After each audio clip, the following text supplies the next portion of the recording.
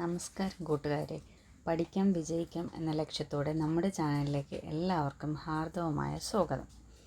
Kerala PSC LDC degree level LP UP SA ഇങ്ങനെ കുറേ മത്സര പരീക്ഷകൾ ആവർത്തിച്ച് ചോദിക്കുന്ന പ്രധാനപ്പെട്ട വിഷയങ്ങളാണ് നമ്മൾ ഈ ചാനലിലൂടെ പലപ്പോഴായിട്ട് പല തരത്തിൽ നമ്മൾ കൊടുത്തിട്ടുള്ളത്.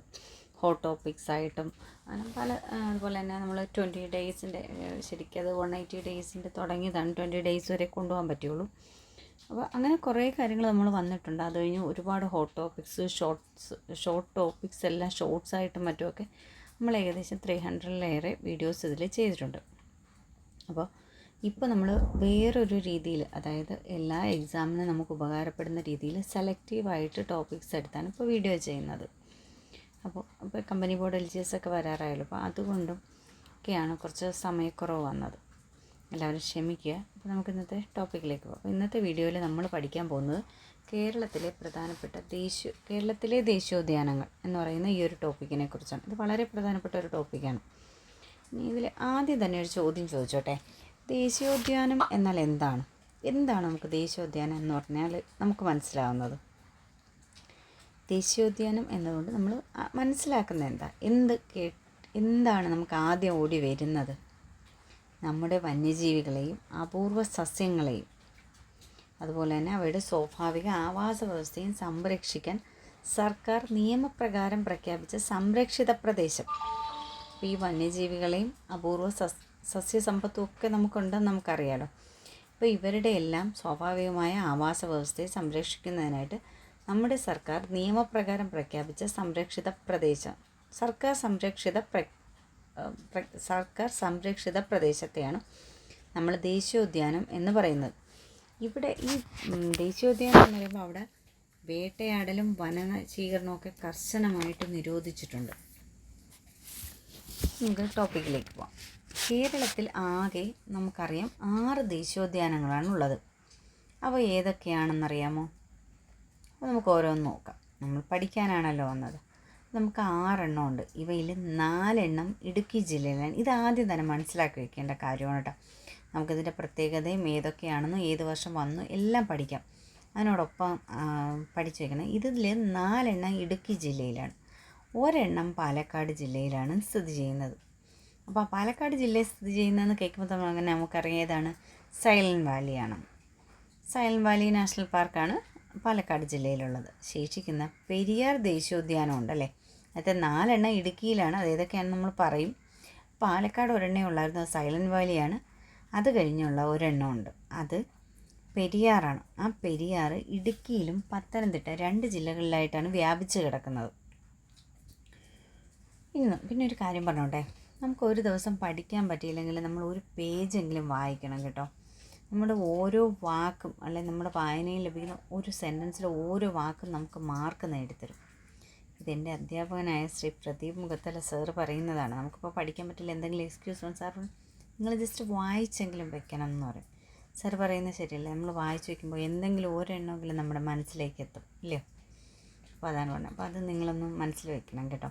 നമ്മൾ ഒരു ദിവസം ഒന്നും പഠിക്കാൻ പറ്റിയില്ലെങ്കിലും ഒരു പേജെങ്കിലും വായിക്കാം. നമ്മളെപ്പോഴും ഫോൺ ഉപയോഗിക്കുന്നവരാണല്ലോ. നമുക്ക് അതിൽ തന്നെ ഒരു PDF അല്ലെങ്കിൽ ഒരു ഇമേജോ എടുത്താൽ പോലും PSCയുടെ ഏതെങ്കിലും ടോപ്പിക് അടിച്ചാൽ കിട്ടും.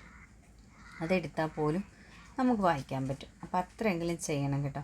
അപ്പോൾ നമ്മൾ ആ ട്രാക്കിൽ നിന്ന് വിട്ടുപോകില്ല. അല്ലെങ്കിൽ ഒരു ദിവസം നമ്മൾ ചെയ്യാതിരുന്ന് കഴിഞ്ഞാൽ പിറ്റേ ദിവസം നെക്സ്റ്റ് അത് കഴിഞ്ഞുള്ള അടുത്ത ദിവസം എടുക്കുമ്പോൾ നമ്മളൊന്നും പഠിക്കാത്ത പോലെ നമുക്ക് തോന്നിപ്പോകും. ശരി, നമുക്ക് നമ്മുടെ ടോപ്പിക്കിലേക്ക് പോകാം. അതൊക്കെ അവിടെ നിന്നോട്ടെ. നമ്മുടെ ദേശീയോദ്യാനങ്ങൾ 6 എണ്ണമാണുള്ളതെന്ന് പറഞ്ഞു. ഇനി ദേശീയോദ്യാനങ്ങളുടെ ജില്ല എന്നറിയപ്പെടുന്നത് ഇടുക്കിയാണ്. കാരണം ഇടുക്കിയിലാണല്ലോ 4 ദേശീയോദ്യാനം ഉള്ളത്. കേരളത്തിലെ ഏറ്റവും വലിയ ദേശീയോദ്യാനം പെരിയാറാണ്. അതിന് 350 ചതുരശ്ര കിലോമീറ്റർ നീളമുണ്ട്. അതുപോലെ ഏറ്റവും ചെറുത് പാമ്പാടുംചോലയാണ് ഏറ്റവും ചെറുത്. ഇനി ആദ്യത്തേത് ഇരവികുളം ദേശീയോദ്യാനം, രണ്ടാമത്തേത് സൈലൻറ്റ് വാലി ദേശീയോദ്യാനം, 3 പെരിയാർ ദേശീയോദ്യാനം, 4 ആനമുടിച്ചോല ദേശീയോദ്യാനം, 5 പാമ്പാടുംചോല ദേശീയോദ്യാനം, 6 മതികെട്ടാഞ്ചോല ദേശീയോദ്യാനം. ഇത്രയും ദേശീയോദ്യാനങ്ങളാണ് 6 എണ്ണം നമുക്കുള്ളത്. ഇനി ഇതിൽ കുറച്ച് ഡേറ്റുകളുണ്ട്, ഇത് നിലവിൽ വന്ന ഡേറ്റുകൾ. നമുക്ക് ഓരോന്നും പഠിക്കുമ്പോൾ ആ കൂട്ടത്തിൽ പഠിക്കാം കേട്ടോ. ആദ്യത്തേത് ഇരവികുളം ദേശീയോദ്യാനമാണ്. കേരളത്തിലെ ആദ്യത്തെ ദേശീയോദ്യാനമാണ് ഇരവികുളം ദേശീയോദ്യാനം. ഇത് നിലവിൽ വന്നത് 1978-ലാണ്. 1978 ഇടുക്കി ജില്ലയിലാണ് ഇരവികുളം ദേശീയോദ്യാനം നിലവിൽ വന്നത്. അതുപോലെ തന്നെ ഇടുക്കി ജില്ലയിലെ ദേവികുളം താലൂക്കിലാണ് ഇത് സ്ഥിതി ചെയ്യുന്നത്. ഇതിന് ഏകദേശ വിസ്തീർണം എന്ന് പറയുന്നത് 97 ചതുരശ്ര കിലോമീറ്ററാണ്. കേരളത്തിലെ ആദ്യത്തെ ദേശീയോദ്യാനം എന്നാണ് പറഞ്ഞത് കേട്ടോ. അതുപോലെ രാജമല വിനോദസഞ്ചാര കേന്ദ്രം സ്ഥിതി ചെയ്യുന്ന ദേശീയോദ്യാനവും ഇരവികുളമാണ്. ആനമുടി സ്ഥിതി ചെയ്യുന്ന ദേശീയോദ്യാനം ഇരവികുളമാണ്. ഇവിടെ സംരക്ഷിക്കപ്പെടുന്ന ജീവി വരയാടുകളാണ്. അതായത് വംശനാശ ഭീഷണി നേരിടുന്ന വരയാടുകളുടെ പ്രധാന ആവാസ കേന്ദ്രമാണ് ഇരവികുളം ദേശീയോദ്യാനം. വരയാടിനെ നീലഗിരി താർ എന്നാണ് അതിൻ്റെ സയൻറ്റിഫിക് നെയിം. അതുപോലെ തന്നെ തമിഴ്നാടിൻ്റെ ഔദ്യോഗിക മൃഗം കൂടിയാണ് വരയാട്. അത് മറ്റൊരു കാര്യം കൂടിയുണ്ട്, 12 വർഷത്തിലൊരിക്കൽ പൂക്കുന്ന നീലക്കുറിഞ്ഞിയുള്ളത് ഇരവികുളം നാഷണൽ പാർക്കിലാണ് കേട്ടോ. മറന്നുപോലെ. അപ്പോൾ നിലവിൽ വന്നത് 1978 ഇന്ത്യയിൽ കേരളത്തിലെ ആദ്യത്തെ ദേശീയോദ്യാനം. ഓക്കെ, ഇനി അടുത്തതിലേക്ക് പോകാം. Silent Valley. പാലക്കാട് ജില്ലയിലെ മണ്ണാർക്കാട് താലൂക്കിലാണ് സ്ഥിതി ചെയ്യുന്നതാണ് സൈലൻറ്റ് വാലി. സൈരന്ത്രി വനം എന്നറിയപ്പെടുന്നു. നിശബ്ദമായ താഴ്വര. ഇവിടെ ചീവീടുകളുടെ ഒന്നും ശബ്ദം കേൾക്കാനില്ല. അതുകൊണ്ടാണ് സൈലൻറ്റ് വാലി എന്ന് പറയുന്ന പേരിൻ്റെ അർത്ഥം. അതുപോലെ തന്നെ കേരളത്തിലെ ഏക കന്യാവനമാണ്. കേരളത്തിലെ ഏറ്റവും കൂടുതൽ ജൈവ വൈവിധ്യമുള്ള ദേശീയോദ്യാനവും സൈലൻറ്റ് വാലിയാണ്. മാത്രമല്ല മറ്റൊരു പ്രത്യേകതയുണ്ട്, കേരളത്തിലെ ഏറ്റവും വലിയ മഴക്കാടും സൈലൻറ്റ് വാലിയാണ്. സൈലൻറ്റ് വാലിക്ക് പേര് നൽകിയ ബ്രിട്ടീഷുകാരനാണ് റോബർട്ട് റൈറ്റ്. സൈലൻറ്റ് വാലിക്ക് പേര് നൽകിയ ബ്രിട്ടീഷുകാരൻ റോബർട്ട് റൈറ്റ്. സൈലൻറ്റ് വാലി ദേശീയോദ്യാനമായി പ്രഖ്യാപിച്ച വ്യക്തി ഇന്ദിരാഗാന്ധിയാണ്. 1984 ഇന്ദിരാഗാന്ധിയാണ് സൈലൻറ്റ് വാലിയെ ദേശീയോദ്യാനമായി പ്രഖ്യാപിച്ചത്. സൈലൻറ്റ് വാലി ദേശീയോദ്യാനം ഉദ്ഘാടനം ചെയ്തത് 85-ലാണ്. 84 പ്രഖ്യാപിച്ചു ഇന്ദിരാഗാന്ധി. പക്ഷേ 85 രാജീവ് ഗാന്ധിയാണ് ഉദ്ഘാടനം ചെയ്യുന്നത്. സൈലൻറ്റ് വാലിയെ ബഫർ സോണായിട്ട് പ്രഖ്യാപിച്ചത് 2007. 84 നാഷണൽ പാർക്കായിട്ട് പ്രഖ്യാപിച്ചു ഇന്ദിരാഗാന്ധി. അത് കഴിഞ്ഞ് നാഷണൽ പാർക്കായിട്ട് ഉദ്ഘാടനം ചെയ്തത് രാജീവ് ഗാന്ധി 85. 2007 ബഫർ സോണായി പ്രഖ്യാപിച്ചു. 2009 സൈലൻറ്റ് വാലി സ്റ്റാമ്പിൽ പ്രത്യക്ഷപ്പെട്ടു. 2009 സ്റ്റാമ്പിൽ പ്രത്യക്ഷപ്പെട്ടത്. സൈലൻറ്റ് വാലിയിലൂടെ ഒഴുകുന്ന നദിയാണ് കുന്തിപ്പുഴ. സൈലൻറ്റ് വാലിയിൽ നിന്ന് ഇവിടെ ഒഴുകുന്ന നദി കുന്തിപ്പുഴ. സൈലൻറ്റ് വാലിയിൽ നിന്ന് ഉത്ഭവിക്കുന്നത് തൂതപ്പുഴയാണ്. പാത്രക്കടവ് പദ്ധതിയുമായി ബന്ധപ്പെട്ട നദിയാണ് കുന്തിപ്പുഴ. സൈലൻറ്റ് വാലിയിൽ താമസിക്കുന്ന ഗോത്ര വിഭാഗക്കാരാണ് ഇരുളരും മുതുകരും. അതുപോലെ തന്നെ വംശനാശ ഭീഷണി നേരിടുന്ന സിംഹവാലൻ കുരങ്ങുകൾ ഇവിടെ കാണപ്പെടുന്നുണ്ട്. വെടിപ്ലാവുകളുടെ സാന്നിധ്യമാണ് സിംഹവാലൻ കുരങ്ങുകൾ കാണപ്പെടുന്നതിന് പ്രധാന കാരണം. അപ്പോൾ ഇത്രയാണ് സൈലൻറ്റ് വാലിയെക്കുറിച്ചുള്ളത്. കുറച്ച് ഡേറ്റുകൾ, ഒരു 3-4 ഡേറ്റുകളുണ്ട്, മറന്നുപോലെ. 84 സൈലൻറ്റ് വാലി ഔദ്യോഗികമായി പ്രഖ്യാപിച്ചു. ഉദ്ഘാടനം 85, ബഫർ സോൺ 2007, സ്റ്റാമ്പിൽ 2009. ഒഴുകുന്നത് കുന്തിപ്പുഴ, ഉത്ഭവിക്കുന്നത് തൂതപ്പുഴ. അടുത്തത് പെരിയാർ. ഇടുക്കി, പത്തനംതിട്ട ജില്ലകളിലായി വ്യാപിച്ചു കിടക്കുന്നു. ഇതിൽ കോട്ടയം കൂടി കിടക്കുന്നുണ്ട്, കൃത്യമായിട്ട് അറിയില്ല. ഞാൻ പഠിച്ച ബുക്കിൽ ഇടുക്കി, ലക്ഷ്യയുടെ ബുക്കിലൊക്കെ ഇടുക്കി പത്തനംതിട്ടയായിരുന്നു. ഞാൻ അതാണ് റെഫർ ചെയ്യുന്നത് കേട്ടോ. 1982 ഇത് പെരിയാർ വന്യജീവി സങ്കേതമായിരുന്നതിന് പിന്നെ ദേശീയോദ്യാനമായി മാറ്റുന്നത്.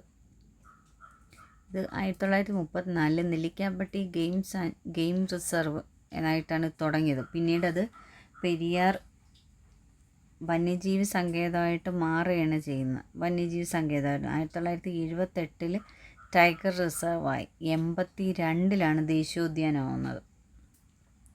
34 നെല്ലിക്കാമ്പട്ടി ഗെയിം റിസർവായിട്ട് തുടങ്ങി. 1950 വന്യജീവി സങ്കേതമായി.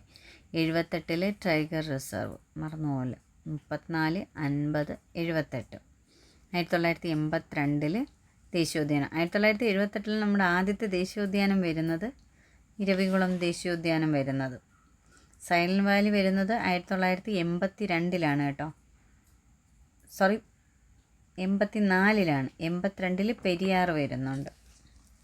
നമ്മൾ ആ സ്ലൈഡ് ഒന്ന് മാറിപ്പോയത്. 82 പെരിയാർ. സൈലൻറ്റ് വാലി 84 കേട്ടോ വരുന്നത്. പറയാൻ വിട്ടുപോയ പോയിൻ്റ്. അടുത്ത ദേശീയോദ്യാനം ആനമുടിച്ചോല. ആനമുടിച്ചോല സ്ഥിതി ചെയ്യുന്നത് ഇടുക്കിയിലാണ്. കേരളത്തിലെ ഏറ്റവും ചെറിയ ദേശീയോദ്യാനങ്ങളൊന്നാണ്. നിരവധി അപൂർവ സസ്യങ്ങളും പക്ഷികളും ഇവിടെ കാണപ്പെടുന്നുണ്ട്. മന്നവൻ ചോല, ഇടിവരച്ചോല, പുല്ലരടി ചോല എന്നീ 3 ചോല വനങ്ങൾ ചേർന്നതാണ് ഈ പാർക്ക്. അപൂർവ ഇനം സസ്യങ്ങളുണ്ടെന്ന് പറഞ്ഞു. കൂടാതെ തന്നെ ചിത്രശലഭങ്ങളുടെയും പ്രധാന കേന്ദ്രമാണ്.